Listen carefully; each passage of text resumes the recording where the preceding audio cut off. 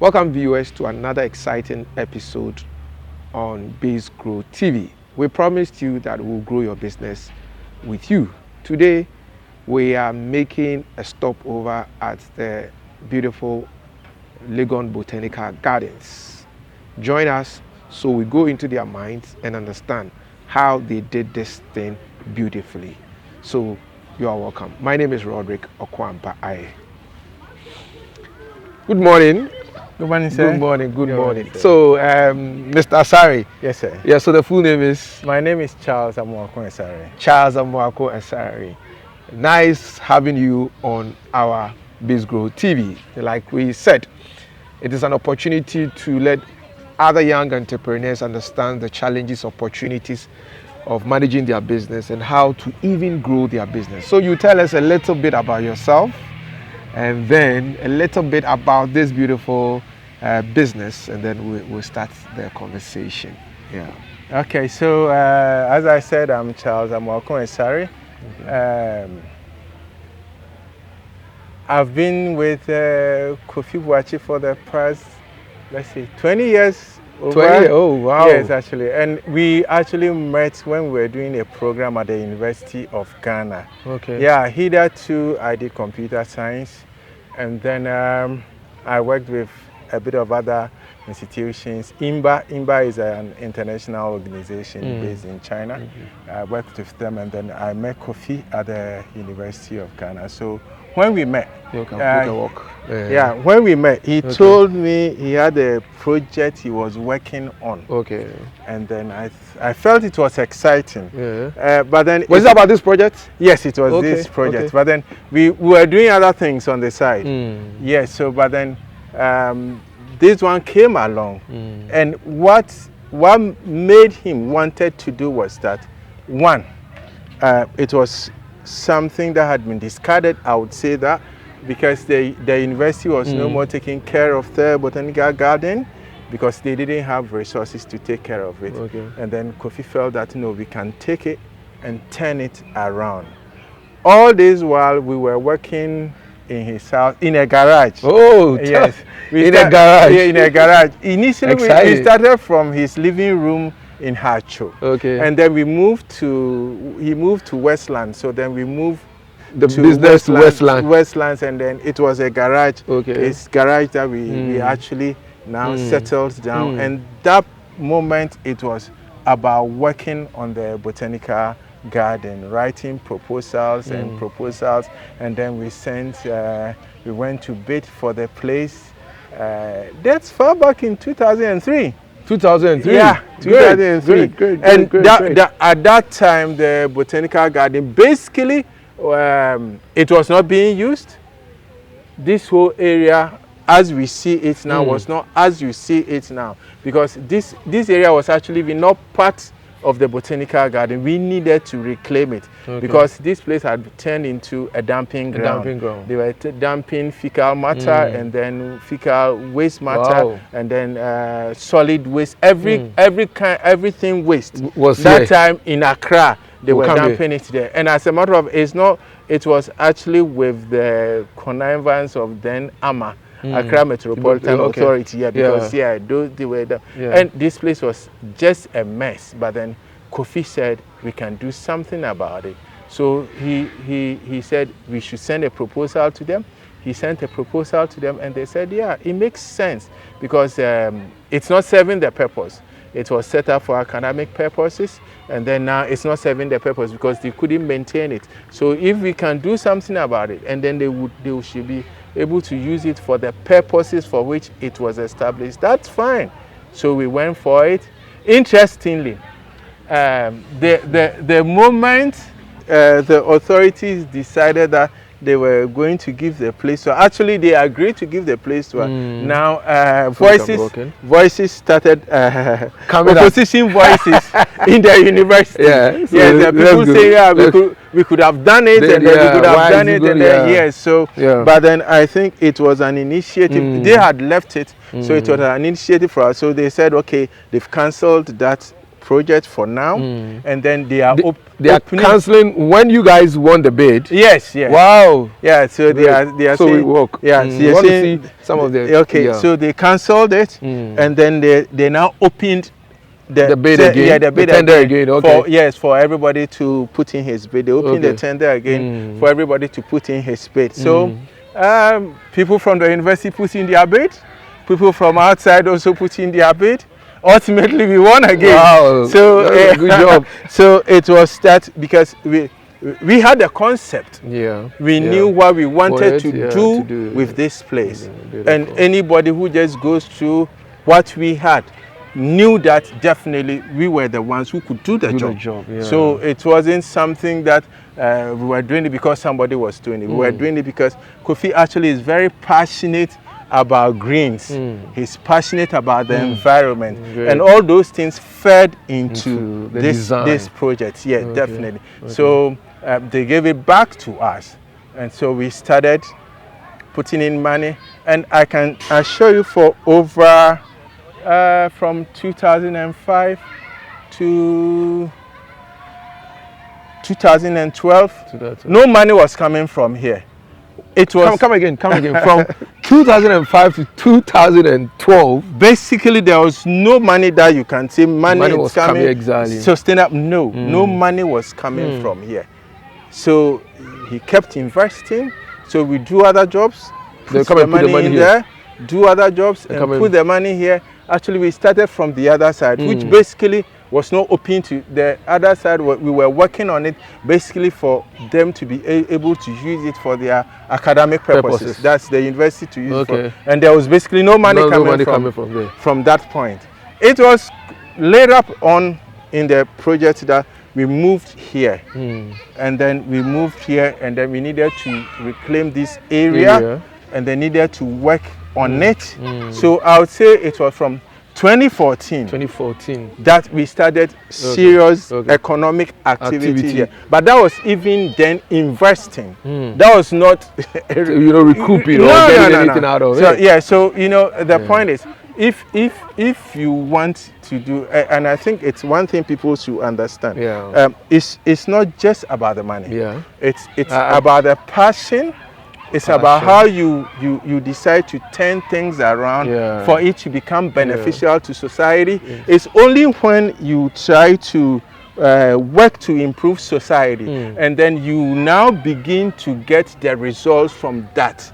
You see, so always you look at what needs to be done to help community, what needs to be done to help society, what needs to be done to make people feel good. If you fill that void, then you see that automatically the monetary aspect will follow. It will follow. But a lot of times people go for the money. People go into projects because they think they look for the money. They go chasing the money. They go chasing the money, and then if you go chasing the money, what do you have in exchange for the money people give? We ordinarily we don't advertise. Yeah, I know. Yes, we don't. We don't, like we go on radio, TV. We don't advertise. The place sells itself. And that had been the concept. We say that if people like it, they will come. They would come. People like it, they will go, and they are going to be our ambassadors. Yes, exactly. That's it. So basically, that's what it's been. And so it was somewhere in 2016, 2017, because the high rope course was launched in 2016. And then the canopy walkway in 2017. So those are the main facilities that actually give us money. Okay, so from that time, you could see from 2005 up to 2016, 2017. You saw you could see that it was invest.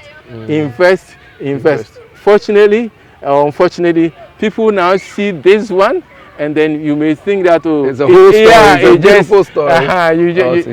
You think that it just came about. Wow. It didn't just come about. It needed a lot of input, and that is why we will advise. But then, if you put your mind to it and you really want to do something, I don't think there's anything that is going to do good that you cannot achieve. I don't see there is nothing, because we didn't start We didn't start because we had the resources there. Yeah. No, that's not how it was. It wasn't as if the resources are there. But then as long as it is of good, as you go on, as you go about, you see that even people with goodwill are going to be coming on board. And that's how it became. That's how we were able to do the canopy walkway, the high rope course, and this. The playground where we are standing now is about 2,000 meters square. It's about the largest we have. Yeah, we have in Accra.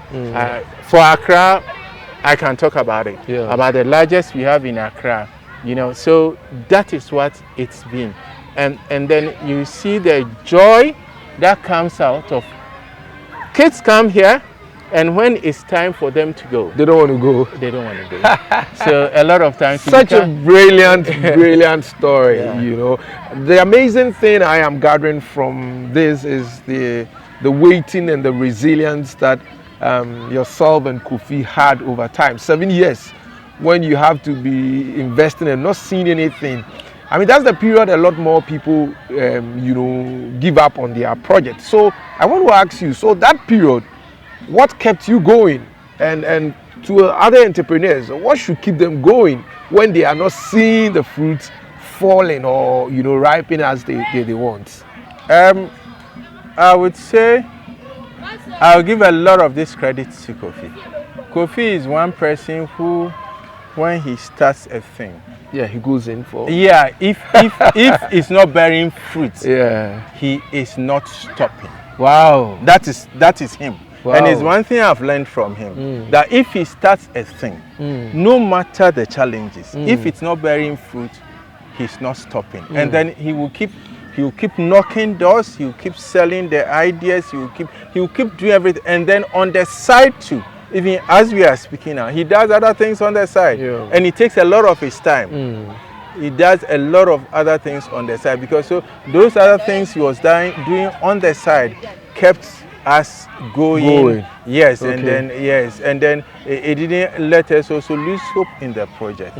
So it was those things. So and I would say, fortunately, not the he had links to the Dutch embassy and then the Dutch government. So that's where the breakthrough, as normally people will say, because when you keep going, definitely there's going to be, you meet some people on the line. Definitely, that's the point. Because if the project is good, and then you keep going, you are going to meet some people. So then we had these partners from the Netherlands who were very much interested, and then I would mention their name, Henry Winches, who is passed, and then we have Sanders, who is still alive. And then we have Wim Jordans, who is still alive. These three people really had, they saw that this had a promise. And for them, they always say it's not about the money. And it's interesting. People from the Netherlands, they are saying it's not about the money.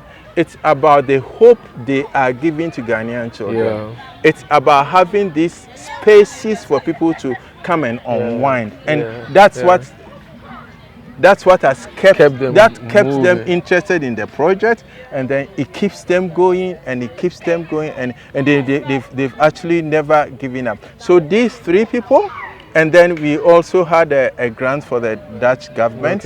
And then the grant was that if you are able to, usually a grant is that if you are able to do what we ask you to do, and you meet all the grant criteria, then the money becomes a gift. Yeah, so they took up 50% of this project, and then the other partners took the other aspects of it. And then so we completed, and then they said, yes, you've done what we wanted to do. So it means that investment they put in it, now they were not taking that one back. So it was left with these four partners, which includes Kofi Boakye. So now the partners are Kofi Boakye, Wim Jordans, Sanders, and then Henry Winches, who is now represented by Johan. Okay. So these are the four partners in this project, and they've stuck together. They've never given up, and we keep going. As I keep saying, projects like this, it's not about the money. Yeah. It's about the fulfillment you get from what the society benefits. Yesterday, as we are speaking yesterday, we have about 170 children from schools, different schools coming here. Yeah. I don't want to mention names of schools, but there is no big school in Accra that has never been that has not been here. Yeah. Yes, there is no. You can name it. You name it for yourself. The biggest, the internationals and all that, every school in Accra, the biggest, they've all been here. Yeah. And for now, it's not even just schools in Accra. We are getting schools coming from Nigeria. We are getting, oh yes, we get schools coming from the US. Yeah. We get schools visiting from the US. We get schools coming from the Burkina Faso, the Ivory Coast, across. Actually, we've had people, a school coming from Cameroon. Yeah. And that's how far this project has been of benefit to community and society and to Ghana at large. Yeah. So as you talk, then I thought about something. It was just an idea and a passion that you guys never give up on, and today it is serving host of people. So what would you say to other entrepreneurs, I mean, who are struggling and battling with ideas? Because yes, we know money is king for business, and so we start business and we say there's no money, and then we throw out the business away. What can we put together? I mean, from your story, 7 years of investment, proposals, side gigs, side jobs, to get the dream to this end. What would you say? What would you say to young people out there? Yes, I would say you would have your dream. Yeah. Never let your dream go cold. But then when you have an expectation, it doesn't also mean that you go and sleep. Yeah. Keep doing the other things on the way. That will come your way. Yeah. You see. But then if this is what ultimately I want to do, keep doing the side gigs. But then keep focused on where you want to go. Ultimately, because it is the dedication from you that's going to attract other people. I like that. So the dedication from you is what is going to attract other people.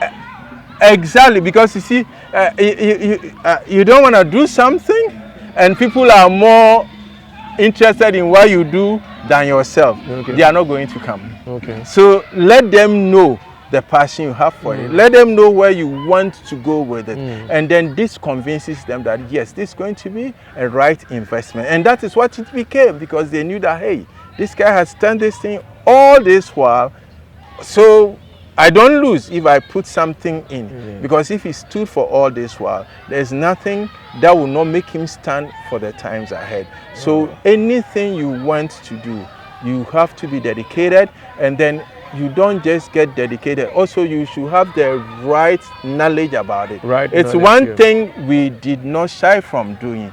Reading about other gardens, visiting other gardens across the world, and knowing how they do what they do. I like that. And so you kept learning, building knowledge and skill. Exactly. You keep doing all that, because see, if you don't do that, because this world now is more of a global village, as we keep saying. Okay. So whatever you do here is competing with whatever any other person is doing any other place. So if you don't come on top, then you will be doing, and then you are not going to get any returns back, and then you will give up. So that is also one thing. You should not shy away from learning. It's very important. Acquire knowledge. And it's not just skewed towards we wanted to do a garden, so we just learn about gardens. No, you need to know about administration. You need to know about construction. You need to know about how to get people together, manage, and a whole gamut of it.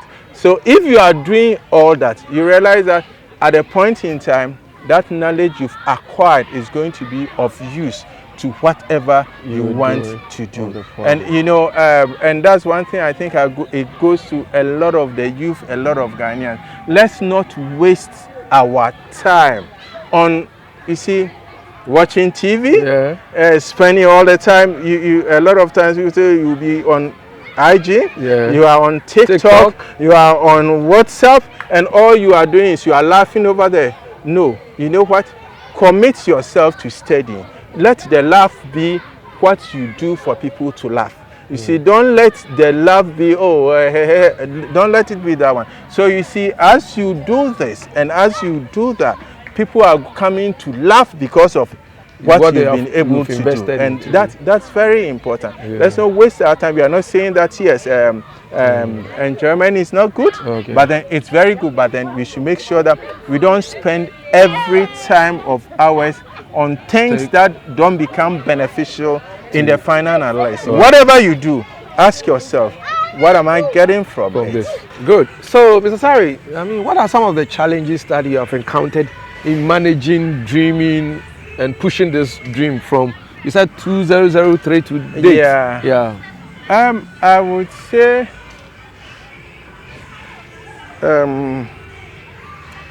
the key would be institutions. You know, a lot of times institutions in Ghana don't appreciate this kind of contributions.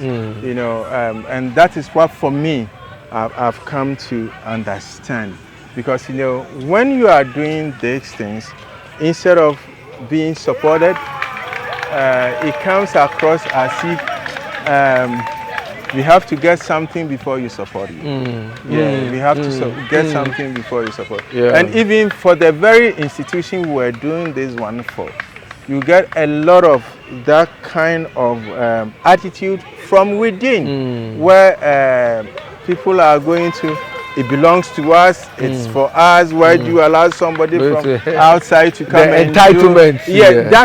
That is the word. That entitlement mentality. But those people forget that actually they also don't own the place. They came to work to be paid. They go on retirement. They don't take the place along. But then they act as if it belongs to them. And then if it belongs to me, and somebody is coming to get it done, then it becomes some kind of opposition here. Exactly. Even if it's going to work. If it's going to work, that becomes even more problematic. Even if it's going to be successful. It's huge problem, because they think that you are taking the shine from them. We should have been doing this, and then we are allowing people who are not academics to come and do this, and then we could have done this one this way, and then they are doing it this way, and all. So I would say for me, that institutional resistance. That institutional resistance is one of the I would say it's one of the major problems. And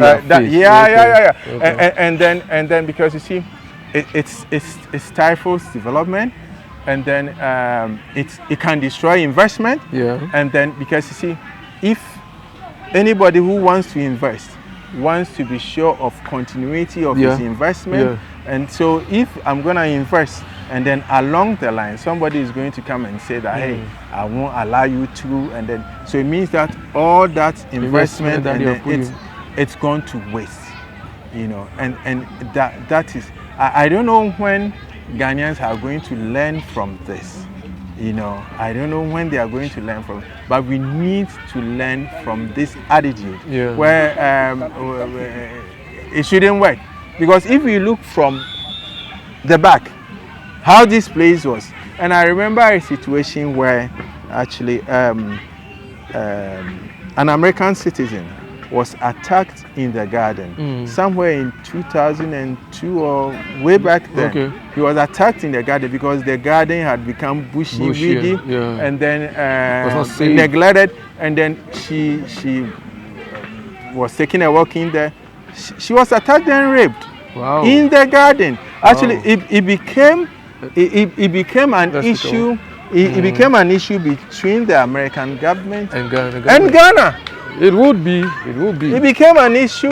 So if you look back to all these things, and then you see the safety you have created. I mean, we come here to cycle, and then still they will resist you. Then you can't even understand why people can do that. But they do that, and there are a lot of people in the University of Ghana who are against this project. They don't want it. Their wish is that today we pack off and then go you leave. and leave the place Wow. for them. And so what happens to all these kids who come here to enjoy themselves? I don't think they care. Yeah, they really don't care, and that's what I would say. They don't care about the community, they don't care about development, they don't care about the society. All they care about is the shine. Oh yes, and then maybe whatever it is for me, I sit in my ivory tower, I'm gonna be paid. So I think that is what they think about. See, as long as I'm gonna be paid, that's all. I don't. There's no need to dirty themselves. No, I can imagine. In your working boots, your working clothes. I'll say that is a major problem. Because if we can, and it's not about us alone. We've had a lot of people wanting to invest in projects where somebody just rises up. We won't allow them, and then we won't allow them because we won't allow them because we won't allow them. They'll find reasons just to explain their situation. But then that's it. So it's a major problem. And from day one, I told you about the fact that when even, because actually we did this is Professor Asensu Ochri's time. You know, basically he was a businessman. We presented the project to him. So he said it's good because it's for nothing at all, not for the profit, but then for the university to be able to benefit from the garden, do their research. And for now they are doing their research.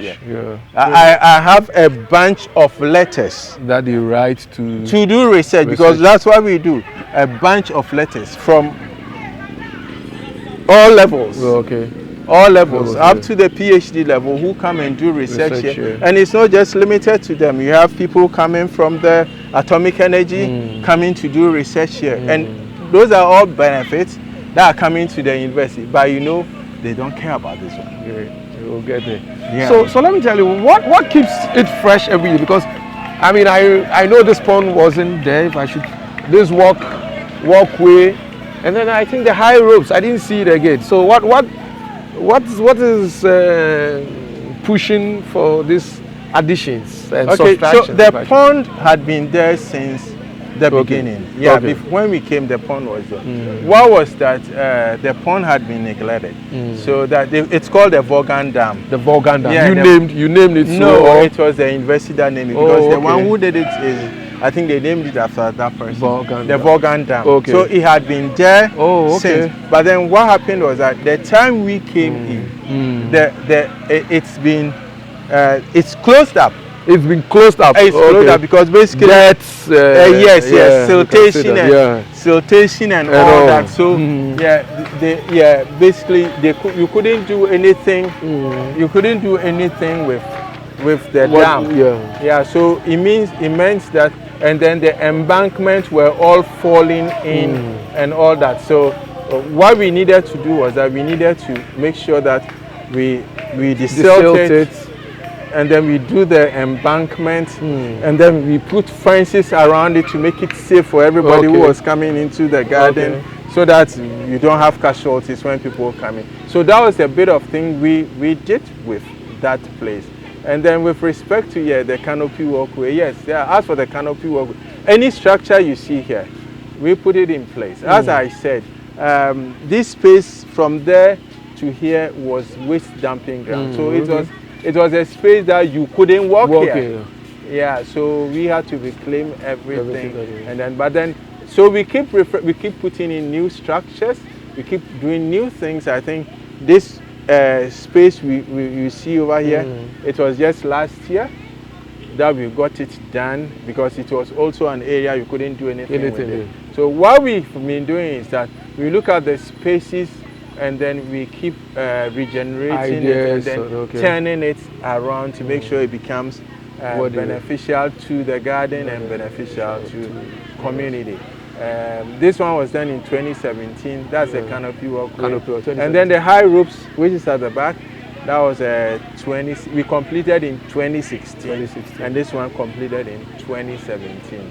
Yes. And then the playground from 2014, 2015, we had a few equipment there, but then it was enlarged to its current state in 2015. Thank you. So finally, I want to ask you a very personal question. You know, in our very typical business senses, one of the things that I've found very short-lived challenging is relationship, especially when two friends or colleagues or family people start doing business.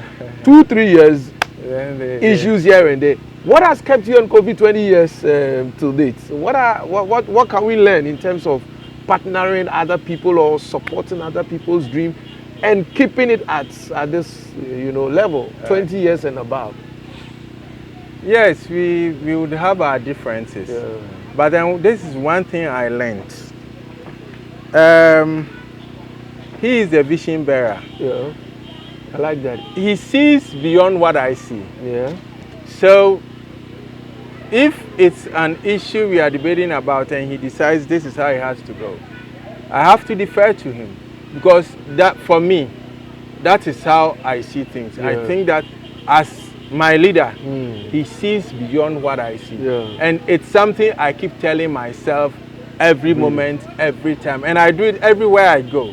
If this one is my leader, if it's a point where it has to be one, I defer to him. I don't want a situation where to prove as if, because if I were to be more intelligent than him, I would have been the vision bearer, and he would have been supporting me.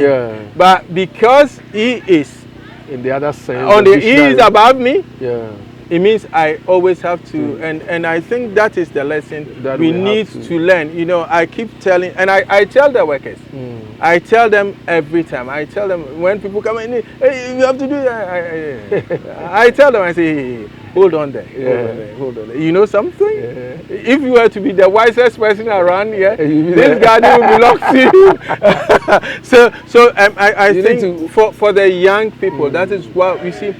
Every situation, you should use it to learn, and then you should humble yourself. Yes, don't go beyond yourself. Because see, the moment you put yourself in authority, that's one thing we don't know. Authority is work. Authority is work. It is. So if I put myself in authority above everyone else, it means I'm carrying everybody's work. You know, so I don't want that. He should carry those things he needs to carry, and then I carry the lesser one. So that becomes what it is. So we can't always be doing the same thing at the same time. Everybody has his skills, and then everybody has his giftings, and everybody has what he can do best. Concentrate on what you can do best. Don't pretend to do what is not what you cannot do. Yes, so and it's one thing. Let's always, you can have a group, a team, and then somebody is very good in administration, somebody is very good in technical things, somebody is very good in and I know there are times Kofi himself, he says it, because if it comes to technicals, I always defer to him. So then there are times they will come to me, and then they will talk about it, and then when they talk about it, I say, okay, I'll go and ask Kofi. There are times they might have spoken to him already. So he will tell them that they came and he said, definitely I'll come to him, because those are the things. If I need to make technical decisions, I'll defer to him, because yes, it's his area. He has the necessary knowledge and expertise, so it's not something. So don't try to carry what is above you. No. You know, the best you can do for your institution, the best you can do is doing the needful. What is required of me to do. That is what you need to do. Thank you so much.